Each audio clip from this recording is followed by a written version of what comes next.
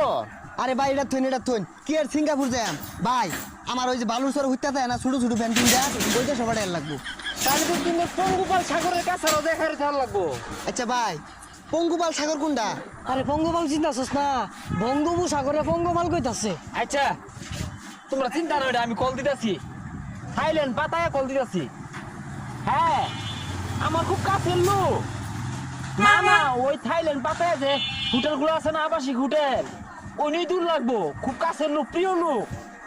দিব কইছে দিব। আচ্ছা আচ্ছা আচ্ছা ঠিক আছে, তুই টিয়াটা বেশি লাগবে।